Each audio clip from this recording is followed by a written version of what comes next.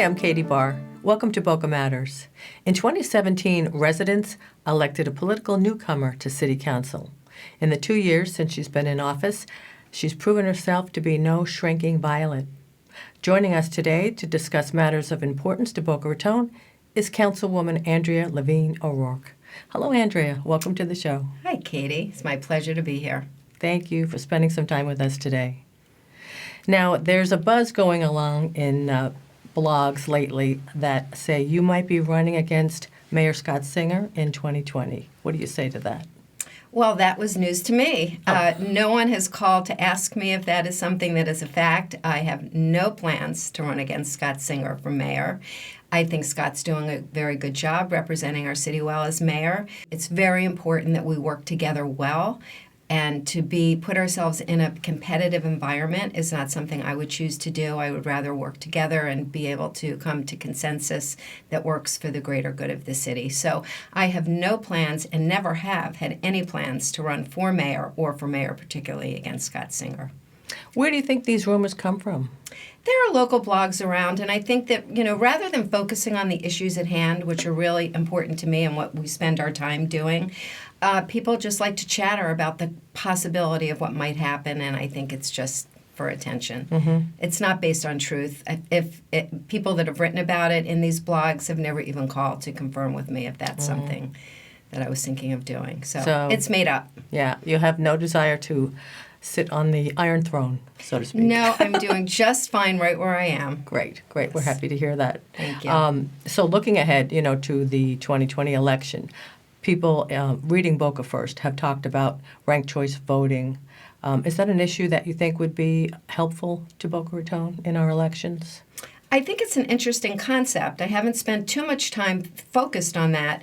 But, if push comes to shove, and when I analyze the situation and you look back at our local elections, we have had some elections in the past several years where there are 3 people running for an office. And perhaps if the third person, wins marginally, so the person that wins that election really might not win from the greater population, the majority of people that would be voting. So it might make sense. It might be something to look at. I'm not sure if that's something that would have to go to a referendum or if it just would be decided by the elected officials and voted on. So it would be an interesting conversation to have. Yeah, definitely.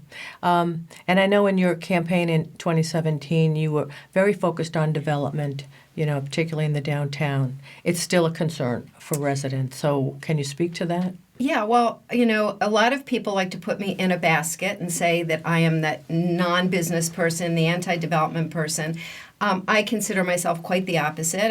As most people know, I've been in the community for over 40 years. I've had business in the community. My husband's been a businessman in this community. My daughter has a business in the community. Right. So we're very entrenched in what, how this community develops. And I'm all about developing responsibly and sustainably. And what happens during the development approval process is I may be harder on a developer than the next person sitting next to me. I may turn it down.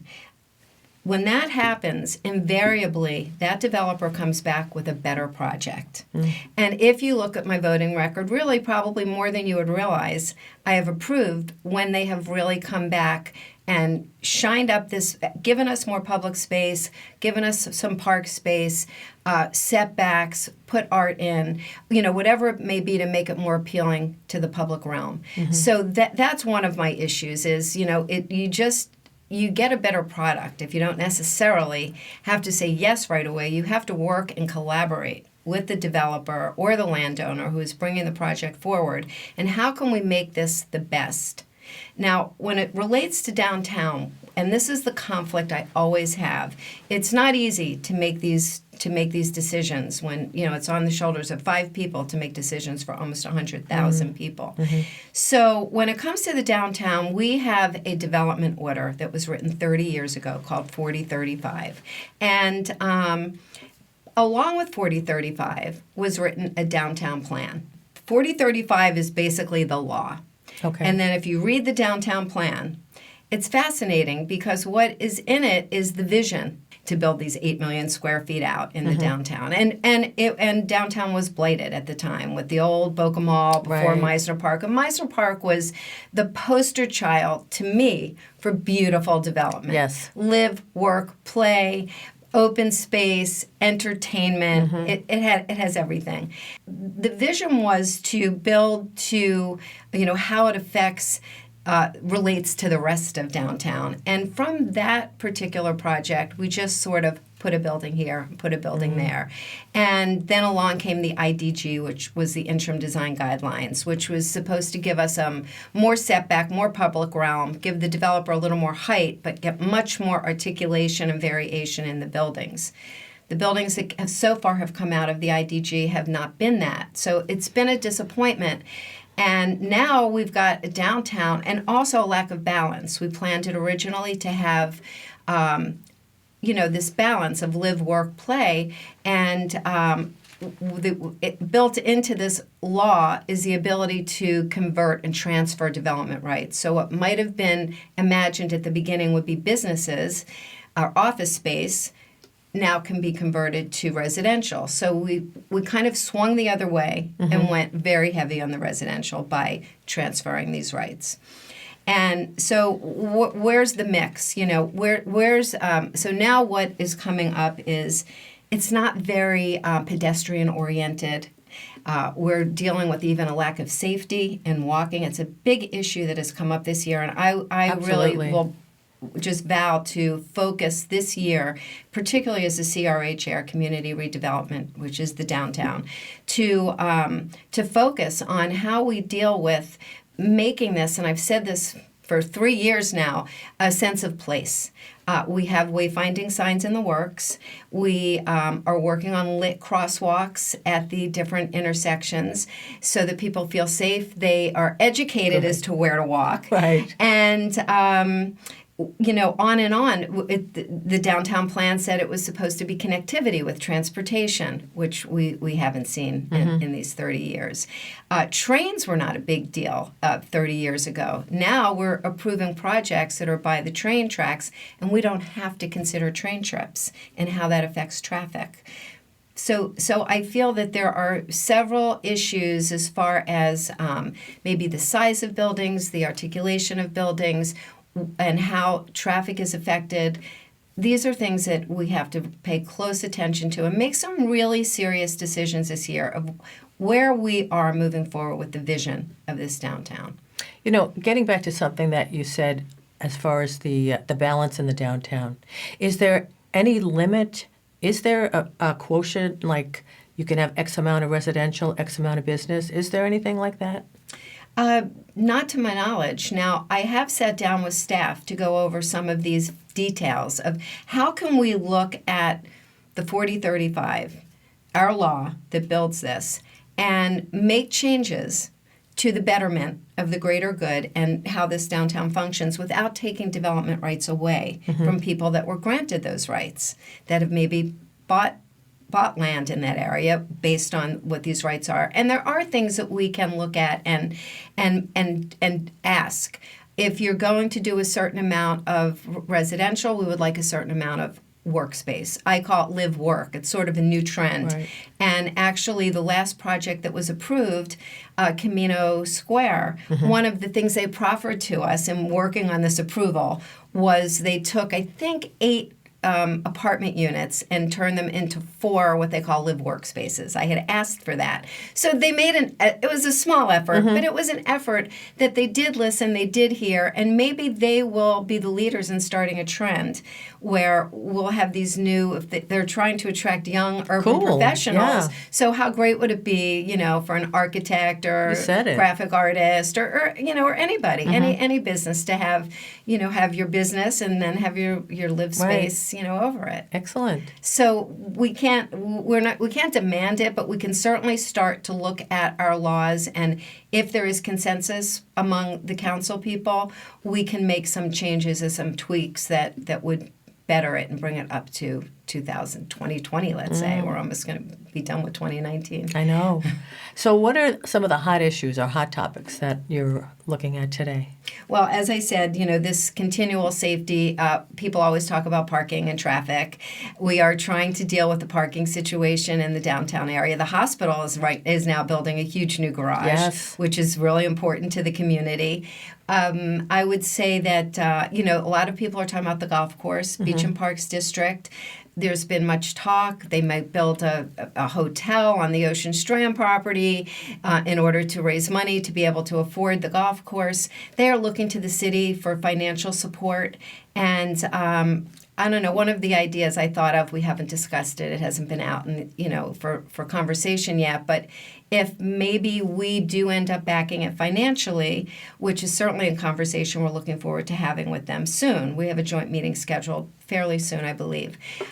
Maybe the city purchases Ocean Strand from the Beach and Parks District, gives them the money to fund this golf course that they've purchased, and at least we have property. Fantastic. We have something that we could control. So that may be something to think Yeah. about. But very soon we will be sitting down with Beach and Parks District and figure out this relationship and what we can do to help them. Gumbo Limbo is an issue that kind of falls into the Beach and Parks District as well. We own that land, but Beach and Parks is responsible for the build out. So that's another thing that it's a costly project, and the longer we wait, the more that it will cost. So it's something that we need to look at sooner than later. Yeah, and it's always an issue as far as traffic on the barrier island because it's just 2 lanes, A1A. So the projects can't be ultra ambitious. It has to serve its purpose, but not be too ambitious. Yeah. Of course, we're looking at the bigger picture of how we can solve traffic in the way of doing what they call complete streets. That's a downtown initiative because you want your streets to be walkable. So maybe cars would be moved over to Dixie Highway off of Federal. But then how do we look at Palmetto Park Road, which is an east-west, one of the few that get you to the beach that is an evacuation route. So. And only more and more people are coming to Boca Raton. I mean, the baby boomers, my generation, I would venture to say, are hitting retirement age. And who doesn't want to be here? I know. So we're not leaving. we're not leaving, and more Right. are coming. So we have to really deal with, we have to get used to the fact that we have traffic. Right. I mean, us that have been here for many, many years, Right. still, are in the days of when we didn't have to deal with that. Right. We'll do what we can. I mean, quality of life is the issue that people care about most moving to a community like this. So speaking to the quality of life, since you've been on the council, Boca Raton has become a much more colorful place thanks to your public art initiative. What's the latest with that? Well, I couldn't be more excited, first of all, that this happened. So this was, coming in with my background, not being in government, not being in politics, but having an art and design background. I thought this city we were the only city in the county that didn't participate in art in public places. People bought into the initiative. It wasn't that hard to sell. It happened. We got consensus. Everyone on the council was, in total agreement. Then the next part of this was, how do we pay for this? The Chamber of Commerce has been very clear that they don't support businesses being taxed, basically to pay for art in public places, which in most cities, when there's development, a small percentage of the development goes into an art in public places fund. A lot of cities have an art in public places department. So I'm moving forward trying to get that to happen, but in the meantime, the staff that has been put on this task has done a really wonderful job of promoting the 2 projects that we've already done. Well, one we're in the process, the walls by Red Reef, and now the tunnels at Spanish River Park. And they did a great job in getting contracts written and call to artists done, and they did it very quickly. So now we've got a board, and we have the first 2 projects done. And so the Art and Public Places Board will collaborate together and decide what the next projects will be. And they will come to the elected officials with their ideas. And my big ask is going to be, we need to put money in the budget. It's not a huge amount of money. A little money in this goes a long way. And also Beach and Parks District was very generous because most of the art is in the parks, and they were more than willing to match the city's funds in the initial art projects that got done was just adding a certain amount of money to the budget. So I'm hoping that happens, and I look forward to the Art and Public Places Board coming up with some nice ideas. I think through the summer they'll sort of marinate on it. And I'd love this, an idea that I've had too is I have so many people that come to me with great ideas for public art that have to do with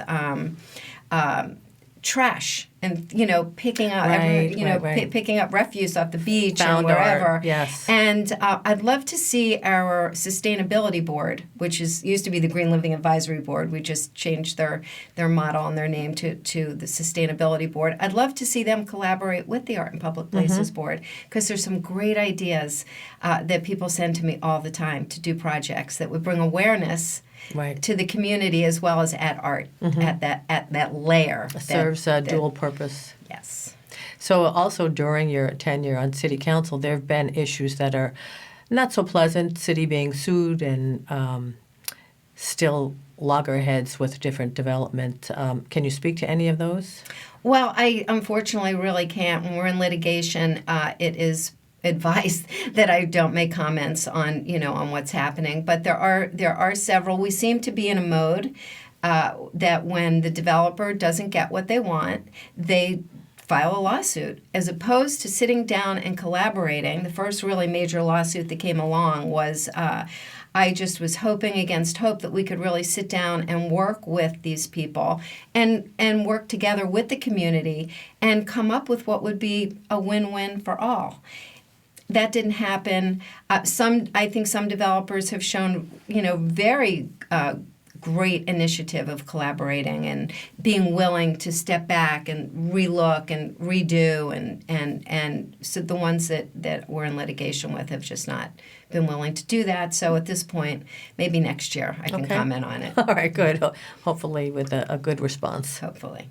Well, Andrea, we appreciate all your hard work. I know you're constantly on the go. So appreciate you taking the time to speak with us today, and you'll keep us posted on your progress in the future. I will keep you posted. It is my pleasure, and I thank you for all that you do. Oh, thank you. Well, that's it for today, folks. Thanks for stopping by, and we'll see you next time.